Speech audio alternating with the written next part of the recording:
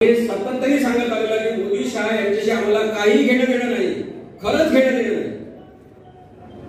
मोदी शहा या प्रवृत्ती विरुद्ध, ही आज गाडी फोडणाऱ्या प्रवृत्ती विरुद्ध आमचं आंदोलन. जी दहशत या 10 मिनिटांमध्ये आम्ही अनुभवली, 20 मिनिटांमध्ये जी डेक्कनच्या तिथे पहिले त्यांनी गाडी अडवली, आमच्या सगळ्या गाडीवर हमला केला, गाडीवर चढले लोक, अंडे फेकले, शाई फेकली आणि त्याच्यानंतर पुढच्या ठिकाणी पुन्हा अडवून त्यांनी काचा फोडल्या गाडीच्या. आम्हाला जीवे मारण्याचा हा जो प्रकार त्यांनी केलेला आहे, माझं पोलिसांना आव्हान आहे की आता तुम्ही गुन्हा नोंदवून दाखवा, गुन्हा नोंदवून दाखवा भाजपच्या भाडोत्री गुंडांवर, नाहीतर मान्य करा की पोलीस सुद्धा भाजपचे आहेत. माझा आक्षेप आहे डेक्कन पोलीस चौकीच्या पीआयवर, माझा आक्षेप आहे चतुश्रुंगी पोलीसच्या पीआय पांढरेवर की जे भाजपची भूमिका घेऊन त्या पोलीस स्टेशनमध्ये बसले.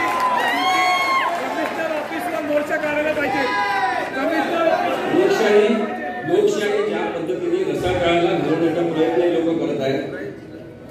काय म्हटलं होतं निखिल वागरे सरांनी त्यांच्या ट्विटमध्ये, मी ते काही सांगत नाही, त्यांच्यावर गुन्हा दाखल झालेला, आम्ही केस चालू होती, आम्ही आजच त्यांचं अँटीसिपेटरी बेलचं अप्लिकेशन दाखल केलेलं आहे. मला माहिती आहे अनेक न्यायाधीश सुद्धा आज नरेंद्र मोदी आणि त्यांच्या पिल्लावळीचं नाव केवळ एफआयआर मध्ये पाहिल्याबरोबर घाबरतात आणि समोरच्या माणसाला न्याय देत नाही. माहिती आहे आम्हाला, तरी पण आम्ही न्यायालयात जाणार, कारण न्यायालय आमच्या सगळ्यांचं, नागरिकांचं. भारतीय संविधान यांना जर गंमत वाटत असेल, भारतीय संविधान यांना गंमत वाटत असेल, डॉक्टर आंबेडकरांनी लिहिलेल्या सगळ्या मार्गदर्शक सूचना आणि नियमावली यांना जोक वाटत असेल, तर 2024च्या इलेक्शन मध्ये आता यांना दाखवून द्या.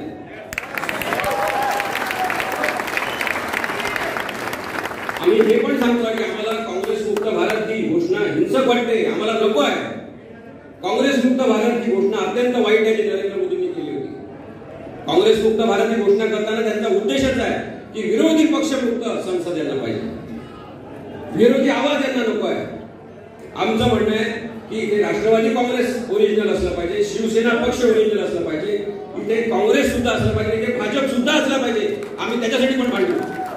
प्रत्येक राजकीय पक्षाला भारतीय संविधानामध्ये स्थान आहे. बाबासाहेब आंबेडकरांनी सांगितलेलं आहे की प्रत्येकाला आपलं राजकीय मत स्वातंत्र्य आहे, पक्ष काढण्याचं स्वातंत्र्य, प्रचार करण्याचं स्वातंत्र्य आहे. मग लोकशाहीचा आवाज तुम्ही का दाबता हा प्रश्न आहे. ज्या 20 मिनिटांमध्ये आम्ही जी मरणाची दहशत अनुभवलेली आहे, आज आम्ही इथं पुण्यात राहतो, विश्वंभर आणि मी, आमच्या जीवाला आज धोका आहे हे सगळ्यांनी जग जाहीर पद्धतीने रस्त्यावर पाहिलेलं आहे. अजूनही बाहेर लोक घोषणा देत आहेत.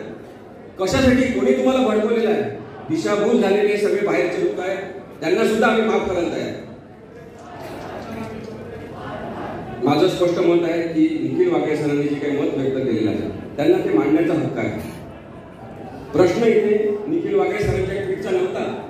हा कार्यक्रम कशासाठी आपण आयोजित केलेला आहे? ललित कला केंद्र, इथे जे कला जोपासण्याचं काम चालतं, अभिव्यक्ती स्वातंत्र्याचं काम चालतं, FTIR मध्ये जे चालते, तिथे तुम्ही का आडकाठी आणता? भारताने यापूर्वी मोठी सहिष्णुता अनुभवलेली आहे. जेव्हा अनेक नाटकं झाले, अनेक सिनेमे त्याच्या अशा विषयांवर झाले. मी स्वतः खेड्यात पाहिलेलं आहे, रामलीला मी पाहिलेले आहे. हातावर केस असलेले, दाढी आणि मिशा केलेले असे पुरुष सीतेचा रोल करताना मी पाहिलेले आहे. याचा अर्थ तो पुरुष जो रोल करणार आहे त्यांनी जन्मभर सीतेसारखं राहायचं का? तो जर बाहेर येऊन, त्या विंगेच्या बाहेर येऊन पडद्याच्या मागे आपल्या मित्राशी गप्पा मारत असेल, टाळी देत असेल, कोणीतरी सीतेच्या गळ्यावर हात टाकत असेल, तर रामाचा अपमान झाला. आणि रामायणामध्ये काम करणारा जो अरुण गोविला त्याच्या बियर सकट मग फोटो आलेल्या बियरच्या ग्लास सकट, त्याला काय म्हणणार तुम्ही? दुजाभाव सतत करायचा, सतत हिंसा पसरवायची, सतत भीती निर्माण करायची. आज जो हमला आहे सर, तो भीती निर्माण करण्याचा प्रयत्न. मी निखिल वागरे सरांना म्हटलं की सर तुम्ही एकटे पण जाऊ शकता, आम्हाला माहिती आहे, पण थांबा, आपण पोलिसांना सहकार्य करू. आम्ही जवळपास 4 तास त्यांनी माझ्या घरामध्ये आम्हाला डांबून ठेवले. मोठे मोठे पोलीस अधिकारी आले, खाली जवळपास त्यांच्या 4-5 गाड्या आल्या. पण मी तुम्हाला सांगतो की आम्ही या पोलिसांशी संवाद साधल्यानंतर त्यांना लक्षात आलं की हे चांगले लोक आहेत. त्यांचं सुद्धा मत त्यांनी आम्हाला सांगितलं की तुमचं बरोबर आहे सर, पण आमच्यावर दबाव आहे.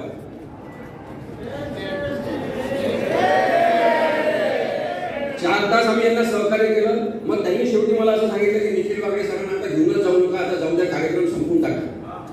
का संपून टाका? आम्ही तुम्हाला जेव्हा नागरिक विश्वास आहे अजूनही की पोलीस व्यवस्थेमध्ये 70-75% लोक अजूनही माणूस आहेत, नागरिक आहेत, पक्षमीय म्हणून आम्ही मदत करतो. इथे सगळे काँग्रेसचे सुद्धा ज्येष्ठ लोक बसलेले आहेत. त्यांच्याशी बोला कधीतरी, भाजपच्या लोकांनी बोला कधीतरी त्यांच्याशी की लोकशाही त्यांनी कशी अनुभवलेली आहे, कशी बघितलेली आहे. काय सांगायचं आम्ही लोकांना, माझ्या पिढीच्या लोकांना. मला फार वाईट वाटते की ज्या पद्धतीने ललित कला केंद्रामध्ये मारहाण करणाऱ्या विद्यार्थ्यांवर गुन्हे दाखल नव्हतात, ज्यांना मारहाण केली त्यांनाच आरोपी करण्यात, ज्यांनी मारहाण केली त्यांच्यावर अजूनही गुन्हे दाखल झालेले नाही. त्यांची हिंमत वाढली, दुसऱ्या दिवशी ते गेले ललित कला केंद्रावर. ही जी निळी शाई आमच्या याच्यावर फासली त्यांनी सगळ्या गाडीवर, आमच्या अंगावर टाकण्याचा प्रयत्न केला. ही शाई त्यांनी तिथे सुद्धा वापरली. ही शाई वापरणारे एकच आहे, ते गुन्हेगार आहेत.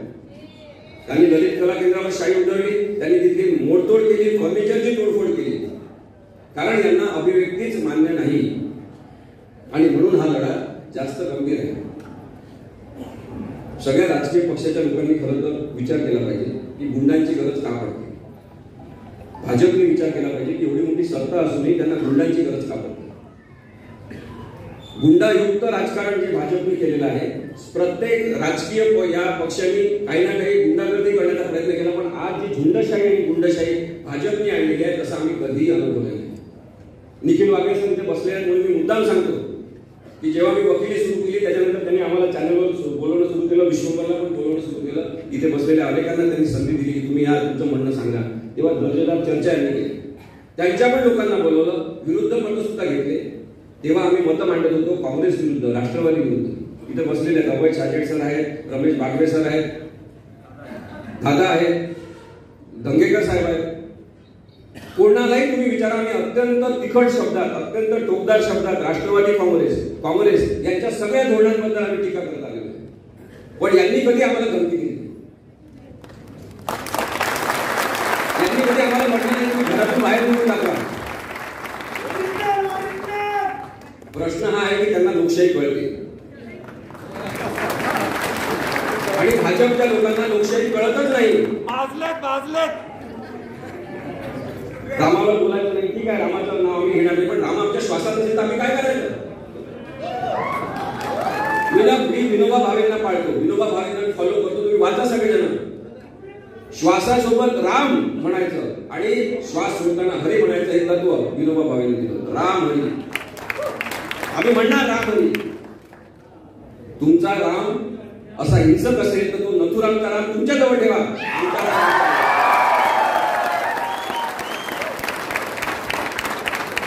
निखिल वागळे सर आपल्या सगळ्यांशी बोलतील, मी जास्त बोलू इच्छित नाही, पण हा खूप वेगळा अनुभव होता सर. तुमच्यामुळे आम्हाला अनुभव मिळाला. ते सकाळपासून सांगत होते की तुम्ही तुमचे भाषण करा, वागळे सरांना मुंबईला पाठवून द्या, आम्हाला काही प्रॉब्लेम नाही. पण आज सरांनी जसं आम्हाला बोट धरून टीव्ही चॅनलवर मुद्देसूद बोलायला शिकवलं, आज तसंच त्यांनी एक धमकीची भाषा काय असते, दडपशाही भीती काय असते, हे सुद्धा त्या माणसाने आम्हाला पाणी आलं की मरणाची भीती काय असते ते थोड्या वेळासाठी अनुभव. मारलं असतं कोणीतरी, धमक्या आधी पण दिलेल्या आहेत, पण मी तेव्हाही पोलिसांना जबाब दिला की ठीक आहे धमक्या देतात, पण आम्ही का मारायचं इतक्या लवकर, काय केलं आम्ही, का मारायचं आम्ही इतक्या लवकर. आम्हाला नाही मारायचं आहे, आम्हाला जगायचं आहे. लोकशाहीबद्दल बोलणं एवढंच तुम्हाला टोचत असेल आणि तुम्ही मारून टाकण्यासाठी पुढे येत असाल, त्याच्याबद्दल पण कोणी बोलायचं नाही, त्याच्याबद्दल कविता कोणी करायची नाही, त्याच्याबद्दल चित्र कोणी काढायचं नाही, त्याच्याबद्दल नाटक कोणी करायचं नाही.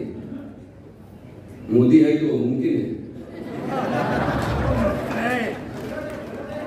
मला फार वाईट वाटलं आणि म्हणून मी एवढ्या वेळ आपल्याशी बोललो की निखिल वागळे सर आणि आपल्यामध्ये जास्त वेळ राहत नाही, पण मी विश्वंभर आणि आम्ही सांगू इच्छितो की आम्ही अहिंसक मार्गाने, लोकशाही पद्धतीने, शांततामय मार्गाने आमचं म्हणणं मांडत राहणार.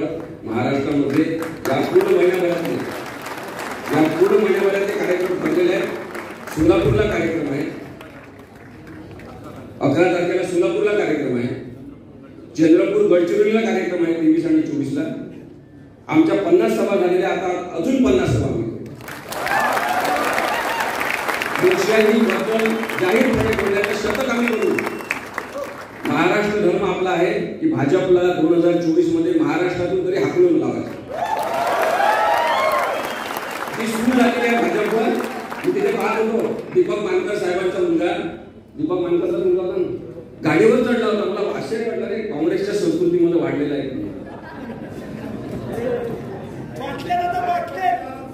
गुंड, एवढे गुंड प्रवृत्ती. आम्ही दीपक मानकर साहेबांना भेटणार आहे की सांभाळा, तुमच्या मुलाला जर मोठा नेता करायचा असेल तर या झुंडीतून बाहेर काढा. शांततामय मार्गाने अहिंसक मार्गाने आपलं म्हणणं सांगितलं जाऊ शकते. ज्या कोणाला भाजपच्या लोकांना सुद्धा चर्चा करायची असेल, आता इकडे एवढ्या गर्दीमध्ये ते लोक काही जण बसलेले आहेत, हे ऐकत आहेत, आता ते बोलणार नाही. पण तुमच्या सगळ्या भाजपच्या लोकांना, संघाच्या लोकांना, एबीव्हीपी काय म्हणतात त्याला, अखिल भारतीय विद्यार्थी परिषद, भारतीय जनता युवा मोर्चा, सगळ्यांना कृपया जाऊन सांगा आमचं भांडण खरंच मोदी शहाची नाहीये. त्यांनी घरी जाऊन बसावं, आम्ही त्याच्याबद्दल काही बोलतो.